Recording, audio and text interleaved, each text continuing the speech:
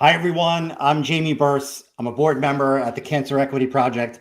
I'm also the CEO at Zero Prostate Cancer. And usually you hear from Sharon or Sarah here in this seat for a tea talk, but I've hijacked the seat. I'm here. I get to be today's host. I'm a guest host. And for the first time, I think we get to have one of the hosts as a guest. I want to introduce everybody, if you don't know her already, and you should. Sharon Gill, she's the executive director of the Cancer Equity Project. Hey, Sharon, welcome to your show. It's so surreal, even the fact that you're on my side of the screen, but that's okay. Thank you, Jamie, for hosting today. So glad that it's you. I think you'll be kind to me. So, Absolutely. So, Cancer Equity Project is a very new organization. If you're on LinkedIn, which you're seeing Sana actually, you've seen many of these tea talks, no doubt. At least I hope so. But I wanted to ask to kick us off is, Sharon, what made you want to get involved in cancer equity as a cause? Okay. All right. So just take it back to the beginning a little bit. Clear throat. Well, so Sarah and I, the CEO of Total Health, we go back way back. And I should say almost 2 years ago, I had one of those phone calls that said, Mrs. Gill, your biopsy came back, positive for breast cancer. And after swallowing that, very hard news, I reached out to Sarah shortly after because I know she was a cancer advocate and to get some advice. And like, okay, here's what they're saying, here's what they're telling me to do. Is this good? Is this bad? And so we began on this journey. And I remember, interestingly enough, not long after that, Sarah was telling me about this Ebony trial that she wanted to do. And in my head, I was thinking to myself, I hope she's not thinking that I would want to be the face for anything like that, because she was saying, this is going to be so revolutionary, Sharon, and, this with Black women and that with Black women. And I'm thinking, I want nothing to do with cancer. I just want to get through it, get over it, get beyond it. Well, some few months after that, Sarah invited me to be the executive coach for their leadership team at the Total Health. And so I began working with the team. And then I really got to understand the work that they were doing in the oncology space. And I mean, just my respect, for them just grew. And I knew the impact they were having. And so 6 months after working with them as their executive coach, Sarah invited me to become part of Total Health as the head of community engagement. And it was not an easy ask and it was not an easy yes, because I would have to give up my executive coaching and really, work with this organization. But I had 6 months of experience working with them to know what they were all about. And I felt like if I was going to work with anyone after being 30 years independent, I would work with this company. And so I started out at the end of February as the head of community engagement. I made a big announcement on LinkedIn.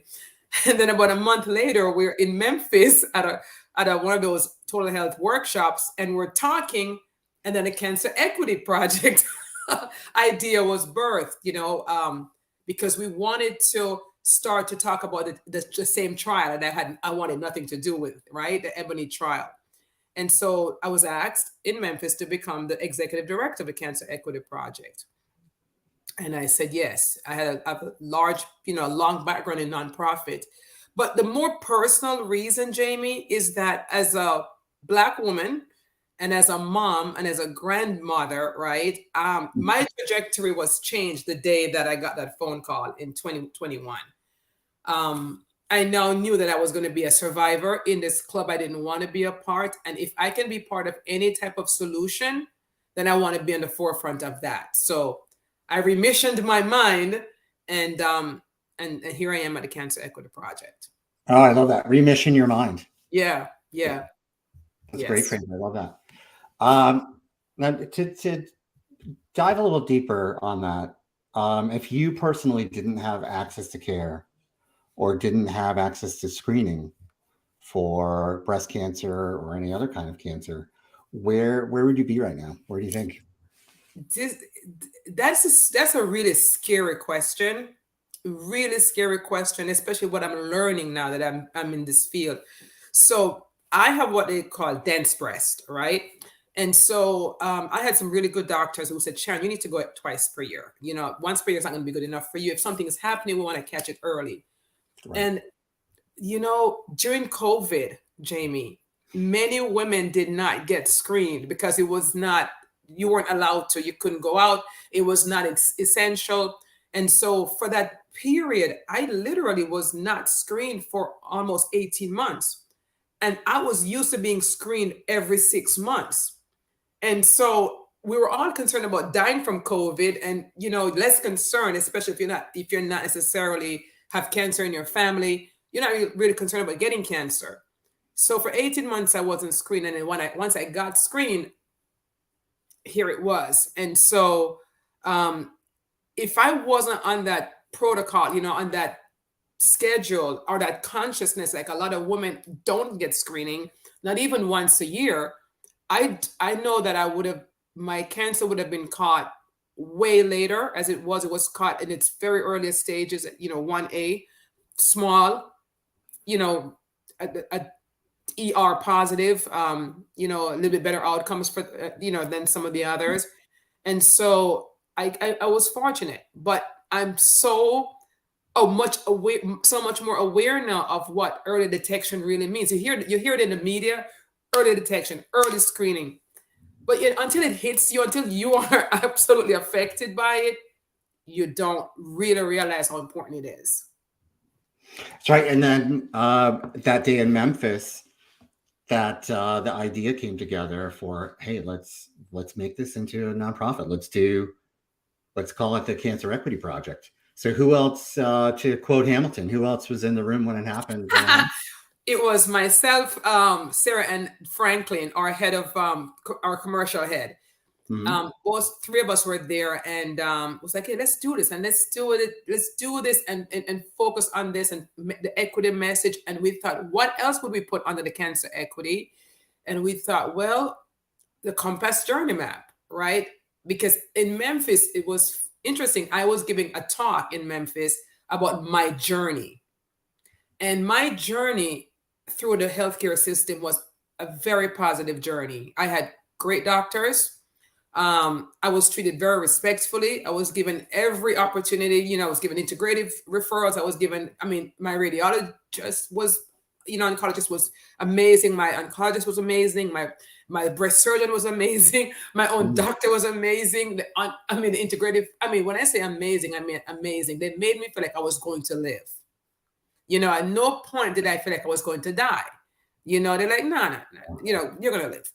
And so, you know, so I was really treated very well. So when I heard about, because again, even though I'm a Black woman, I was not aware of the disparities in healthcare. I'm just going to just say that.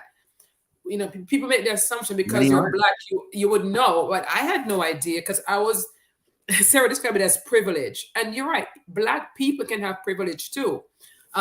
Because privilege is when you don't think of stuff that other people are going through. And so I didn't have a bad experience. My experience was, I thought everyone had this experience. And then I was told, no, they don't have this experience. And my talk in Memphis was to relate my experience and to say, but this should be everyone's experience. And that's why we're doing the Cancer Equity Project, because we want to educate doctors through the SEEK program. Like, here's what a Black person faces, or a person of color, or you know, sexual orientation that may be different, or Hispanic. Here's what their reality is. But there's no reason for it. What, you know, let's go through the barriers and see where's the misunderstanding, and let's educate and fix. Because in my mind, gosh, I want everyone to have my experience. And I'm going to be honest, I've spoken to white women who are diagnosed and they didn't have my experience. I mean, they had worse experience. So I'm thinking, is it Black, white? Yes, a big part of it is Black and white, or, you know, minorities versus the system. But another part of it, when I see my white friends, not having my treatment, I'm thinking, so where's the consistency? Where is the standard of care? How low is it, or how high is it? I felt like I had high standards of care, but there's got to be a place where everyone is equitable. Exactly, and you've touched on I guess the three main programs. So besides educating families and patients about health equity and cancer equity, there's three major programs, and you touched on each one. So you have the Compass Journey Map, you have Ebony Clinical Trials, and then the SEEK training that goes out to physicians. What right now would you say is sort of your favorite program or your favorite initiative that you're most excited about as the organization and the movement really starts to gain ground? Okay, so it's hard to pick.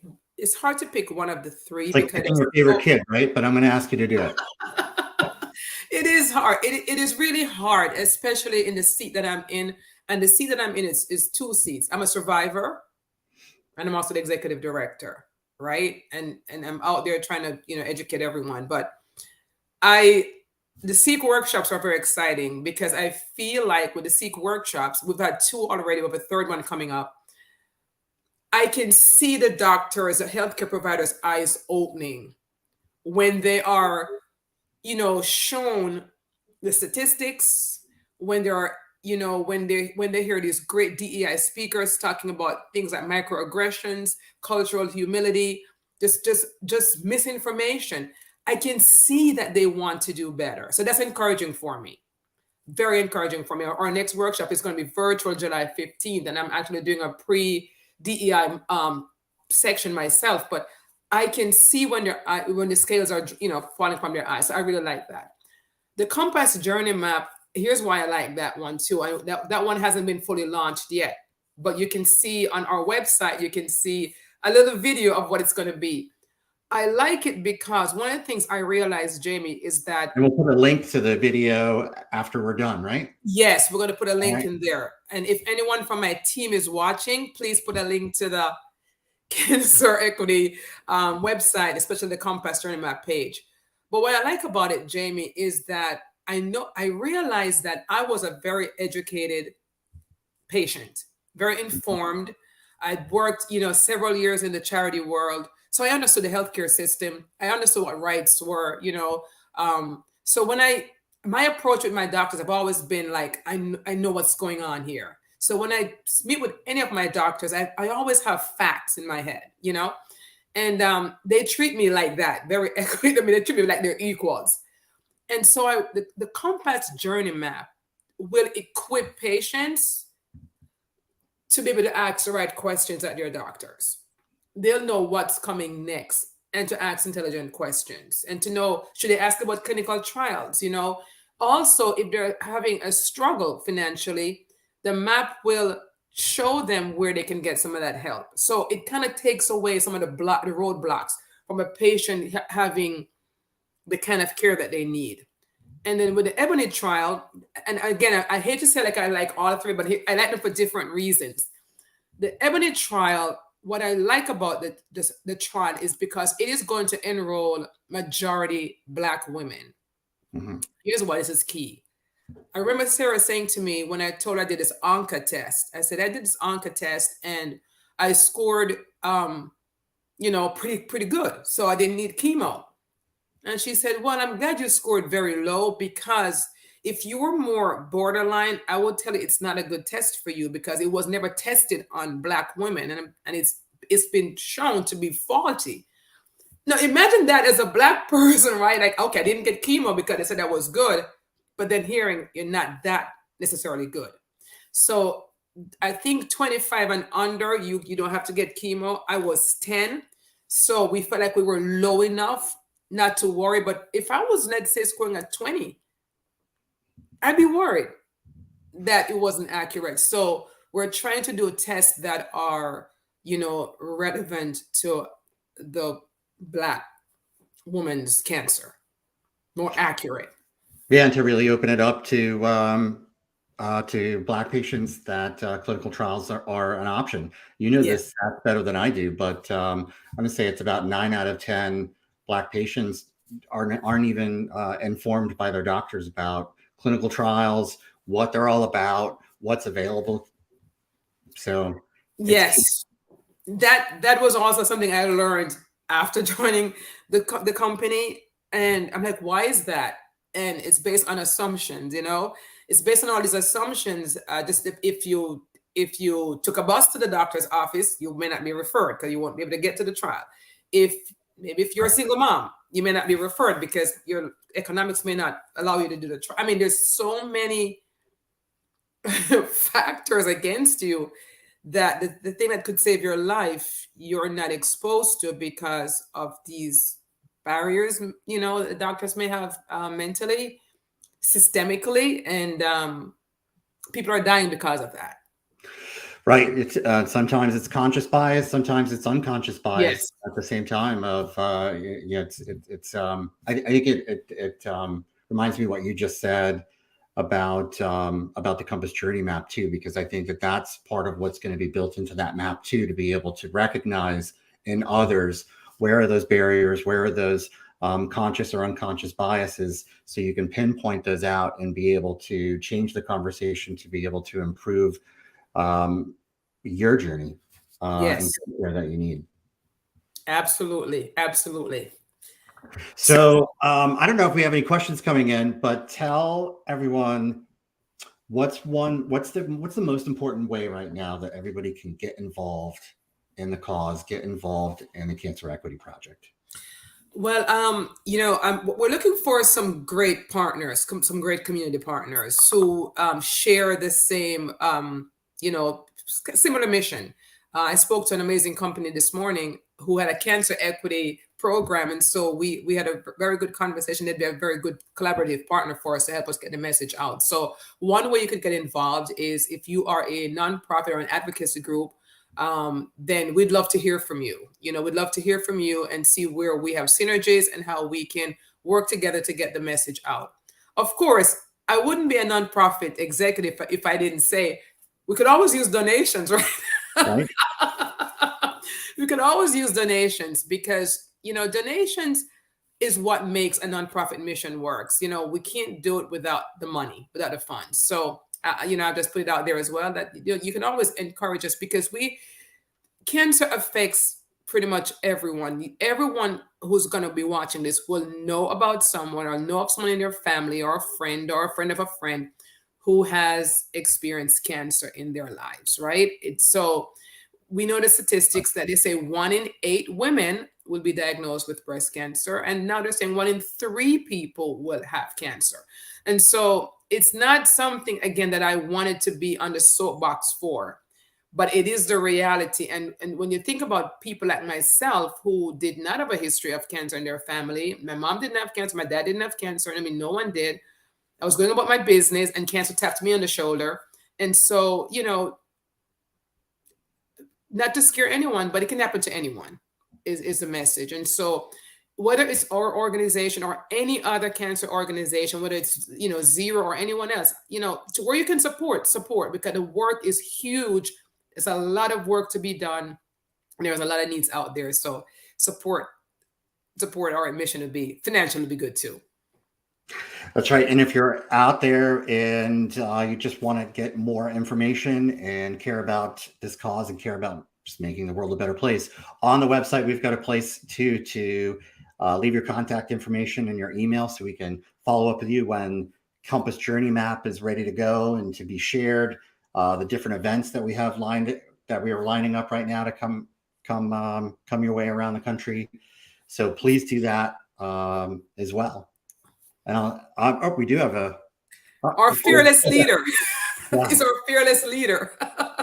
We have here. I'm going to admit to everybody that I have 2 screens going on, so I have my camera like blocking her. What she's saying. The 2 of you have made such an impact in people care and your lives, and seeing how you are putting your skills to use. This great mission is so inspiring. Well, I'll say, Sarah, you're so inspiring because I would not know about the Cancer Equity Project if it weren't for you.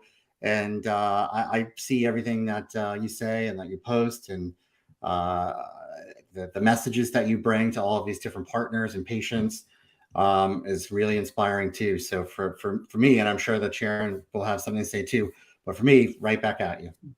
Yep. And I'll just say, Peter, we discussed how I became part of CEP based on my cancer, but one of the reasons was Sarah. As I mentioned earlier in our talk, it was Sarah's influence, on me and the work that she's doing with Total Health that inspired me to give up my career during that point to join you. And you don't just do that for anybody. You have to believe in your leader. I have to believe in the leader. I mean, I just have to. I mean, I coach leaders. And so if I didn't believe in Sarah's vision and mission, I wouldn't do this. And it's because of her lifelong dedication to cancer. She walks the walk and she talks the talk. And so it makes it easier for me, and I'm sure for other members of the board, to come alongside and, join in the vision, help to make it go. So, yes. So, Peter, go back and rewatch the first part.